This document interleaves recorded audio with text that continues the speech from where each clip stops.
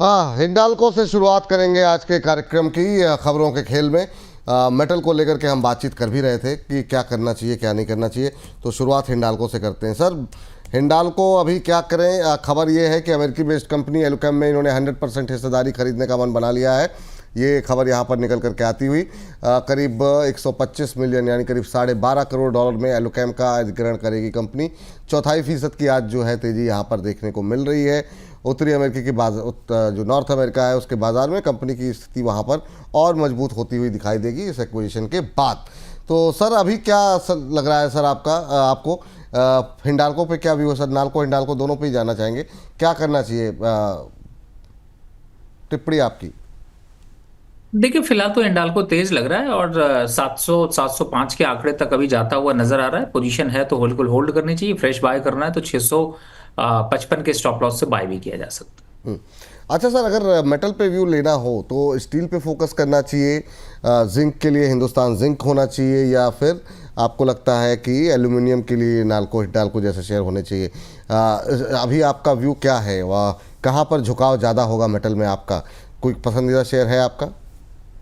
जी देखिए, मैं तो टाटा स्टील की रिकमेंडेशन अभी 158 152 रुपए पे दे रखी है। दूसरा, अगर देखें तो सेल अभी आप चर्चा कर रहे थे, उसकी भी रिकमेंडेशन मुझे याद आ रहा है कि 110 112 रुपए से चल रही थी। अभी 132 पे आपकी ही एक बताया, वहां से गिरना शुरू हो जाता है, लेकिन फिर भी 155 के टारगेट है। तो मुझे लगता है कि इन दोनों स्टॉक्स ज्यादा यहाँ पर प्रॉमिसिंग है। थोड़े आम इन्वेस्टर की पॉकेट को देखते हुए मुझे ऐसा लगता है कि शायद हिंडाल्को अगर मैं 680 रुपए का 670 रुपए का रिकमेंड करूंगा तो लोग कम खरीदेंगे, इसलिए शायद सेल या टाटा स्टील थोड़ा ज्यादा अट्रैक्शन दिखाई देता है। सेल टाटा स्टील, ठीक है सर। ये अच्छी बात आपने बताई। यहाँ पर जो है नज़र बना करके चलिए मेटल में अगर आपका व्यू है तो हिंडाल्को की बात हो गई, सेल टाटा स्टील पे हो गया। अब जरा अगली कंपनी जो है स्क्रीन पर लेकर के आ जाइए और देखते हैं यहाँ पर क्या कुछ खबरें निकल करके आ रही हैं। इस बीच यहाँ पर L&T टेक्नोलॉजी टेनेंट कंपनी के साथ इन्होंने 5 साल का एक स्ट्रेटजिक अग्रीमेंट की खबर यहाँ पर निकल करके आई है। लीडिंग एनर्जी कंपनी के साथ ये करीब $50 मिलियन यानी $5 करोड़ के आसपास की डील यहाँ पर, पार्टनरशिप डील जो है ये देखने को मिल रही है यहाँ पर। Advance sustainable new product development के लिए 5 साल का ये एग्रीमेंट हुआ है और इस डील के बाद यहाँ पर हम देख रहे हैं कि 0.25% के आसपास की मजबूती देखने को मिल रही है। सर, आपकी टिप्पणी क्या रहेगी L&T टेक्नोलॉजी को लेकर के? अभी 4361 4362 के आसपास ट्रेड करता हुआ। देखिए, फिलहाल तो अभी स्टॉक थोड़ा प्रॉमिसिंग लग रहा है और टेक्निकली भी और फंडामेंटली भी मुझे ऐसा लगता है कि 4500 तक के लेवल्स इमीडिएट बेसिस पे आपको आते हुए नजर आ सकते हैं। तो बिल्कुल पोजीशन को होल्ड करके रखिए, घबराने की जरूरत नहीं है। अब जरा लेकर के आते हैं ACME सोलर के ऊपर क्या कुछ खबर के निकल करके आई है। ACME सोलर पे खबर यहाँ पर निकल करके आई है कि इन्होंने SCCI के साथ एक पावर परचेज एग्रीमेंट किया है। हालांकि आज दबाव में है शेयर, और इस पावर परचेज एग्रीमेंट के तहत आपको बता दें राजस्थान में 300 मेगावाट सोलर प्रोजेक्ट के लिए ये जो है इन्होंने करार किया है। PPA साइन करते हुए एक्मे सोलर की तरफ से हुआ है। ये 3.05 प्रति किलोवाट के फिक्स टैरिफ के हिसाब से PPA साइन किया गया है। सर, एक्मे सोलर होल्डिंग आधे % की गिरावट और कोई खास मोमेंटम रहा नहीं है। खैर, कोई जान दिखाई दे रही है सर इसमें कुछ? देखिए, इस तरीके की कई डील्स होती हैं, लेकिन उनका कोई जरूरी नहीं है कि उसका इम्पैक्ट वहां पर पॉजिटिव हो, नेगेटिव भी हो सकता है क्योंकि एक्सपेंस यहाँ पर कंपनी का बढ़ेगा। तो मुझे ऐसा लगता है कि अभी स्टॉक में थोड़ा वेट करना चाहिए। 220 तक के आंकड़े यहाँ पर देखने को मिल सकते हैं। चलिए अगली कंपनी सर लेकर के आइए जरा, वोडाफोन आइडिया। सर, ये जो है ना धमाकेदार शेयर है, बाकी इसमें कुछ होना हो, लेकिन जो है इस पर बातचीत के बाद इतने रिटेल पार्टिसिपेशन है, लोग या तो आपकी सराहना करेंगे या फिर आपको ऊपर टिप्पणियाँ करेंगे निगेटिव। लेकिन ये है कि इसमें कोई दो राय नहीं है कि इसमें रिटेलर्स बहुत ज़्यादा हैं। अब इस पर कल जो खबर आई थी सर आपने देखी होगी, लेकिन अब वोडाफोन ने उससे इनकार किया, लेकिन उसके बावजूद 5% का मूव है यहाँ पर। कल 5% का मूव, आज 5% का मूव, तो ये 2 दिन में काफ़ी अच्छी जो है रैली यहाँ पर आई है। 84,000 करोड़ रुपए के बकाया को लेकर के राहत संबंधी कोई जानकारी नहीं कंपनी को। कल ये इस तरह की अटकलें थी कि शायद सरकार से कोई बातचीत चल रही है, AGR बकाया को लेकर के कोई राहत मिल सकती है या कोई इनका बीच का रास्ता निकल सकता है। आज कंपनी ने ये कहा है कि नहीं, हमें कोई जानकारी नहीं है, हमको अगर देनी होगी जानकारी तो हम सीधे एक्सचेंजेस को देंगे। अब या तो ये बात आगे चल रही हो कि डिनाई इन्होंने नहीं किया, इन्होंने खाली इतना कहा हमें कोई जानकारी नहीं है और हम पहले जो है एक्सचेंजेस को इसके बारे में सूचित करेंगे। क्या टिप्पणी रहेगी सर? 6-7 रुपये में बहुत लोगों ने लेकर के रखा हुआ है सर। देखिए फिलहाल तो इस स्टॉक में सबसे बड़ी बात है कि जिसको न्यूज़ पता है वही कहता है मैं सबसे बड़ी न्यूज़ जानता हूँ, इसी चक्कर में रिटेलर ने इसको उठा रखा है। लेकिन हाँ, मेरे हिसाब से अभी ठीक लग रहा है, यहाँ से 9 रुपए तक तो आंकड़े वापस दिखाई देते हैं, तो फिलहाल पोजीशंस को होल्ड करके रखनी चाहिए। चलिए, ये बात यहाँ पर निकल कर आ रही है। अगली कंपनी जरा स्क्रीन पर लेकर के आ जाइए, और अगली कंपनी है टेलीकॉम स्टॉक्स। आपको बता दें कि आज टेलीकॉम शेयरों में काफ़ी शानदार मूव, MTNL 19% ऊपर, 57 रुपये 61 पैसे का। सबसे ज़्यादा 19% की रिकॉर्ड तेज़ी यहाँ पर देखने को मिल रही है MTNL के अंदर। आज टेलीकॉम शेयर जो है वो रडार पे आते हुए दिखाई दे रहे हैं। सर, भारतीय एयरटेल में 1.5% की तेज़ी, MTNL काफ़ी शानदार मूव देखने को मिल रहा है। MTNL में बीच में भी कुछ खबरें भी आई थी और उसके बाद भी यहाँ पर अच्छा मूव देखने को मिल रहा है। ये सभी चल रहे हैं आज। TTML, HFCL पे आज अच्छा मूव है। इंडस टावर अच्छा मोमेंटम दिखा रहा है। सर, आपकी टिप्पणी क्या रहेगी सर, अभी क्या करना चाहिए टेलीकॉम पे, खासतौर से ये छोटे शहरों पे जरा रिव्यू बताइए। एक तो पहले ये जो आज MTNL 16-17% चल गया, वोडाफोन में तेज़ी देखने को मिल रही है, बाकी छोड़िए TTML काफ़ी ऊपर है, 5% का अपर सर्किट लगा हुआ है। पहले तो इन छोटे शेयरों पे सर आपकी टिप्पणी जानना चाहेंगे। HFCL 4% ऊपर है, तो ये TTML वोडाफोन पे आपकी बात हो गई। TTML 5% का अपर सर्किट, क्या टिप्पणी रहेगी सर आपकी HFCL को में आज हम देख रहे हैं 4% की तेज़ी जी। देखिए विपुल जी, एक्चुअली में जो छोटे शेयर हैं उन पे बड़ी छलांग इसलिए आपको देखने को मिलती है क्योंकि प्राइस जो है वो रिटेलर के हिसाब से बड़ा अट्रैक्टिव लगता है, और जब भी इसमें कुछ बल्क बाइंग देखने को मिलती है तो उसका इम्पैक्ट बहुत तेजी से इम्पैक्ट करता है और बहुत तेजी से भाव में ऊपर नीचे के भाव देखने को मिलते हैं। जहां तक TTML, MTNL या फिर HFCL की बात करें, देखिए ये रैली अभी है। TTML की बात करें तो 71 रुपए तक जाती हुई नजर आएगी। MTNL की बात करें तो वो भी आपको करीब अभी 68 रुपीज तक की रैली देखने को मिल सकती है। और लेकिन हाँ, केयरफुल रहिए क्योंकि ये स्टॉक्स उसी हिसाब से आपको डाउनवर्ड भी चैनल दिखाते हैं, 2 दिन फ्रीज फ्रीज भी लगा देते हैं, तो लेकिन हाई वोलेटिलिटी स्टॉक्स हैं तो सोच समझ के यहाँ पे निवेश करें।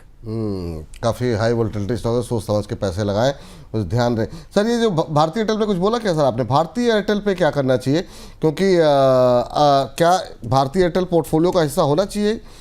जिस तरीके से ये मूव धीरे धीरे यहाँ पर आता हुआ दिखाई दे रहा है 1965 के आसपास, कैसा लग रहा है आपको? पिछले एक महीने में 6-7% चला है। विपुल जी, बड़ी मजेदार बात है कि वोडाफोन 6 रुपए का 7 रुपए होने में उसको 7 रुपए भी नहीं हुए पिछले 1-1.5 साल में, लेकिन ये स्टॉक 1200 से 2000 रुपए हो गया। लेकिन आज भी अगर मैं आपसे कहूं कि भारतीय एयरटेल खरीद लीजिए, ये 2200 रुपए हो जाएगा। और अगर आपसे कहूं कि वोडाफोन खरीद लीजिए, वो 1 रुपए बढ़ जाएगा, तो 99.9% लोग वोडाफोन की तरफ भाग जाएंगे ये क्योंकि बात उन्हें आपने अच्छा लगता है। तो मार्केट अपॉर्चुनिटी यही है फिलहाल।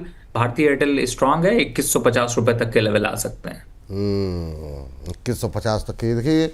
अच्छे शेयरों पर फोकस कीजिए, सस्ते शेयरों पर फोकस मत कीजिए। वहाँ पे भी जहाँ अपॉर्चुनिटी मिलती है हम लोग डिस्कस करते ही हैं, और अभी रिकमेंडेशन में रहते भी हैं सस्ते शेयर भी, लेकिन अच्छे शेयरों पर तो ये ज़्यादा। आपका ये लॉजिक बढ़िया लगा, अच्छे या सस्ते।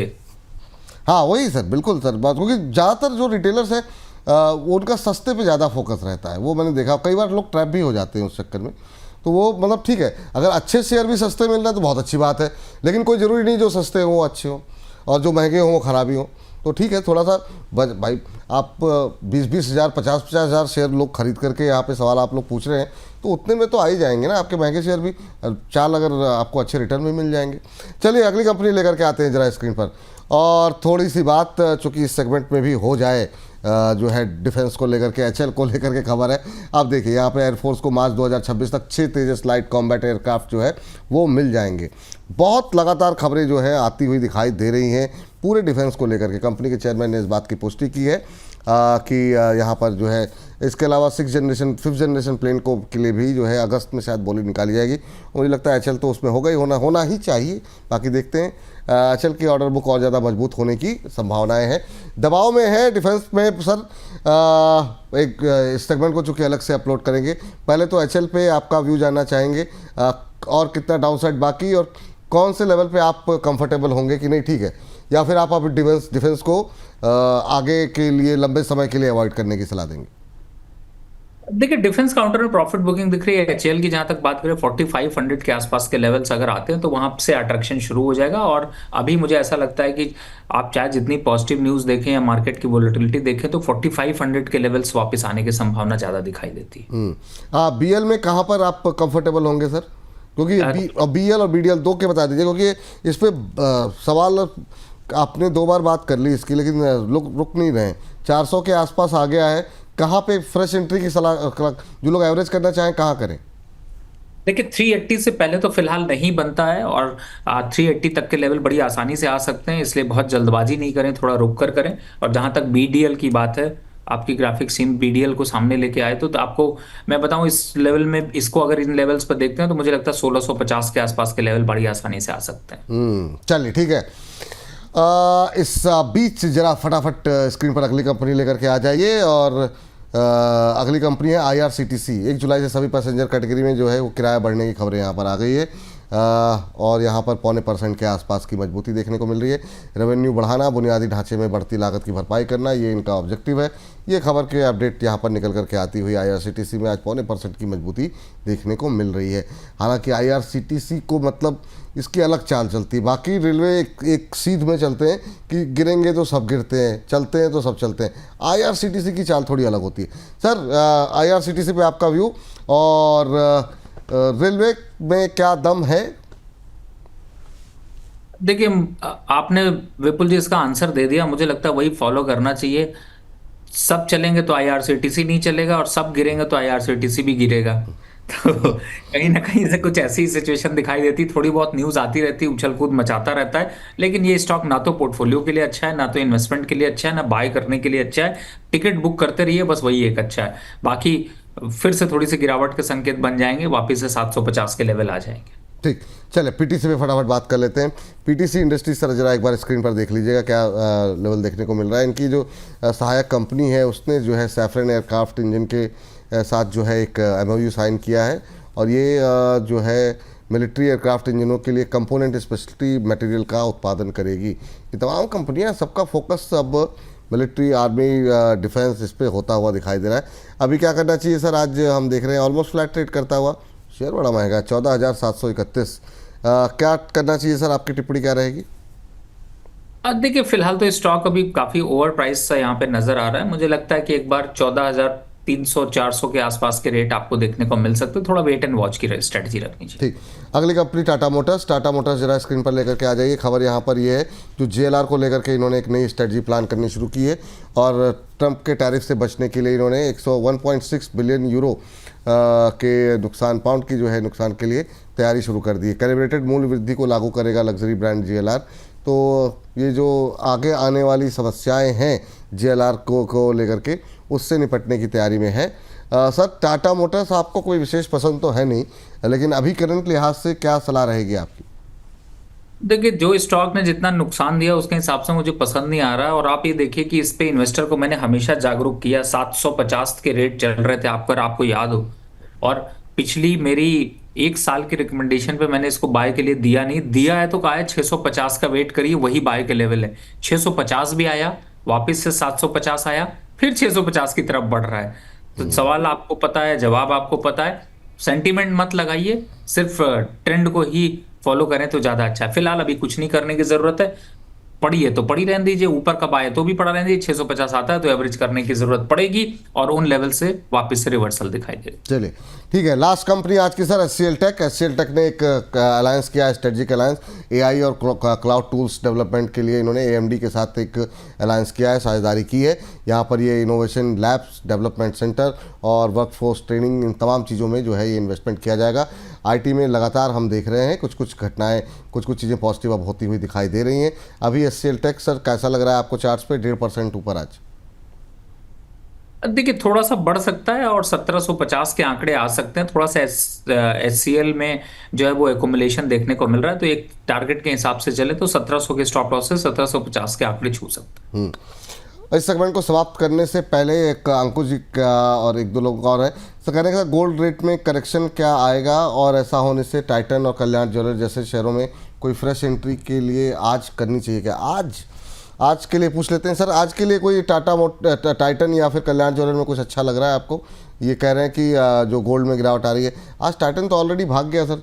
अब सर इतनी रैली के बाद जो है क्या फ्रेश एंट्री कोई सलाह रहेगी? नहीं, देखिए कल्याण में कोई कल्याण होने वाला नहीं है और टाइटन काफी हद तक भाग चुका है, तो दूरी बना के रखिए। गोल्ड प्राइसेस का वो बेनिफिट जरूर मिल सकता है, लेकिन अभी फिलहाल तो नहीं है। ठीक। ये राय यहाँ पर निकल करके आ रही है। और इस बीच हमारे एक दर्शक कह रहे हैं सर आज भी ज़रूर कोई बात नहीं होगा। हाँ सर, आज भी नहीं हुआ, आज अगले हफ्ते से मिस नहीं होगा। श्री कृष्ण की धरती पर पहुँचे हुए हैं शुभम जी द्वारकाधीश के दर्शन करने के लिए, तो वहाँ से हम सबके लिए आशीर्वाद लेकर के आ जाए, फिर अगले हफ्ते से फिर से शुरू करते हैं। अभी के लिए इस सेगमेंट को करते हैं यहीं पर समाप्त।